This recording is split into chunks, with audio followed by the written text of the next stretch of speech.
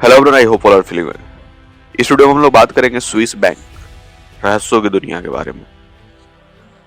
हमारे चैनल पर आज हम लोग बात करने वाले एक ऐसी जगह की जहां पैसा छुपाने का नाम ही रहस्य है।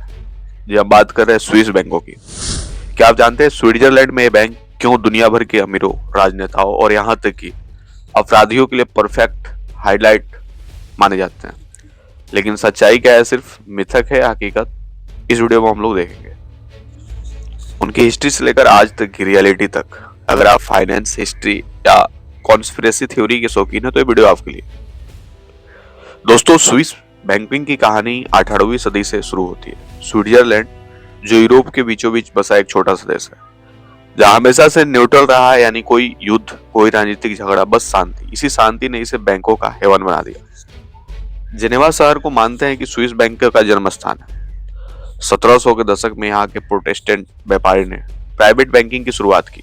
वो अमीर यूरोपीय परिवारों के लिए पैसा मैनेज करते थे, लेकिन असली टर्निंग पॉइंट आया 1934 में। उस वक्त नाजी जर्मनी का उदय हो रहा था। यहूदियों का अपना पैसा बचाने के लिए स्विट्जरलैंड भागना पड़ा।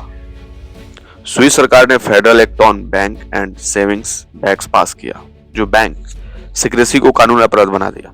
मतलब बैंक वाले को किसी भी कस्टमर की जानकारी लीक नहीं कर सकते, चाहे पुलिस हो या सरकार। ये कानून ने स्विट्जरलैंड को सेफ हेवन बना दिया।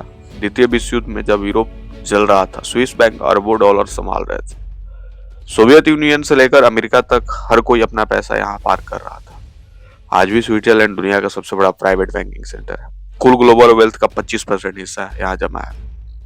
कल्पना कीजिए, 1940 के दशक में यहूदी व्यापारी अपनी फैमिली की सारी प्रॉपर्टी लेकर जेनेवा पहुंचता है। बैंक वाला कहता है, चिंता मत करो, आपका नाम तक नहीं पूछूंगा, बस एक नंबर मिल जाता है और पैसा सेफ। अब आते हैं बैंक आखिर काम कैसे करते हैं। स्विट्जरलैंड में 200 से ज्यादा बैंक, लेकिन टॉप वाले में यूबीएस और क्रेडिट स्विस है। क्रेडिट स्विस तो हाल ही में 2023 में कोलैप्स हो गया, जिसकी वजह से स्विस बैंकिंग की साख पर सवाल उठे। बेसिक रूल सिंपल है, न्यूट्रलिटी, स्टेबिलिटी और सीक्रेसी। यहाँ कोई कैपिटल गेन टैक्स नहीं है, कम इनकम टैक्स और सबसे बड़ा क्लाइंट की प्राइवेसी। लेकिन दोस्तों, ये कोई जादू नहीं है। अकाउंट ओपन करने के लिए आपको KYC, know your customer documents देने पड़ते हैं, पासपोर्ट, एड्रेस प्रूफ। लेकिन एक बार अकाउंट बन गया तो जानकारी सिर्फ तभी शेयर होगी जब कस्टमर खुद गए। और वो फेमस नंबर्स अकाउंट्स के मिथक नहीं है, हकीकत। आपके नाम की जगह सिर्फ एक नंबर होता है। सिर्फ बैंकों के कुछ सीनियर्स ऑफिशियल्स को ही पता होता है। ये WWII के टाइम से चला आ रहा है ताकि कस्टमर की आइडेंटिटी छुपा रहे। लेकिन आजकल ये सिर्फ हाई नेटवर्थ इंडिविजुअल्स के लिए है। कम से कम 5 लाख स्विस फ्रैंक्स, करीब 4.5 करोड़ रुपए जमा करने पड़ते हैं। एक और खास बात, स्विस बैंक दुनिया की सबसे स्टेबल करेंसी है। 1971 में अब तक ये कभी डिप्रिएट नहीं हुई। इसलिए लोग यहाँ पैसा रखते हैं, और सेफ्टी के लिए नहीं, न सिर्फ छुपाने के लिए। अब सबसे जर्सी पार्ट, सीक्रेसी। बॉलीवुड फिल्मों से लेकर हॉलीवुड तक स्विस बैंकों को ब्लैक मनी का अड्डा दिखाया जाता है। लेकिन सच्चाई क्या है? स्विस बैंक में पैसा डालो तो कोई टैक्स नहीं लगता। गलत है। अगर आप इंडियन हैं तो आपको भारत में टैक्स देना ही पड़ेगा। स्विट्जरलैंड 2018 में automatic information exchange AEOI follow करता है। मतलब आपका अकाउंट डिटेल्स भारत की इनकम टैक्स डिपार्टमेंट को शेयर हो जाती है। अमेरिका, यूके जैसे 100+ देशों के साथ ये डील है।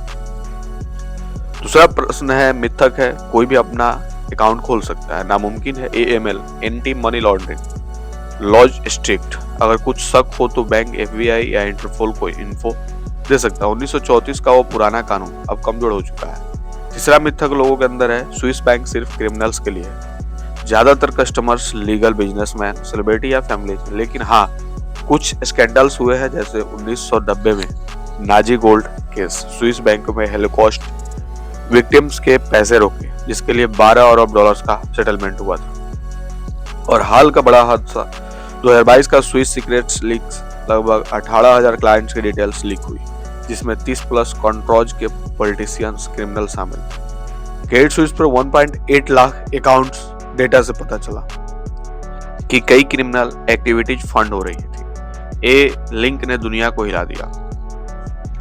दोस्तों, स्विस बैंक की कहानी बिना स्केट हैंडल्स के अधूरी है। कुछ रियल स्टोरी देखते हैं। पहला, नाजी गोल्ड स्कैंडल। WWII के बाद पता चला कि स्विस बैंकों में नाजी लूटी हुई ज्वेलरी और गोल्ड जमा हुआ। अमेरिका ने प्रेशर डाला और 1998 में स्विट्जरलैंड ने 8.2 अरब डॉलर कॉम्पोन्सेशन दिया।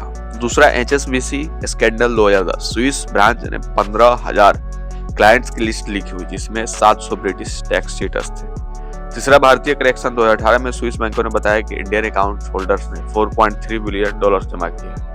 ज्यादातर लीगल लेकिन कुछ काले धन के शक में मोदी सरकार ने नोटबंदी के बाद कई अकाउंट्स बंद हुए और हाल ही में 2023 में क्रेडिट स्विस का पतन स्पाइस कलर्स के मैनेजर को लेकर व्लादिमीर पुतिन के दोस्त तक सबसे लिंक सामने आया। यूबीएस ने इसे खरीद लिया लेकिन ये घटना ने पूरे सिस्टम को हिला दिया।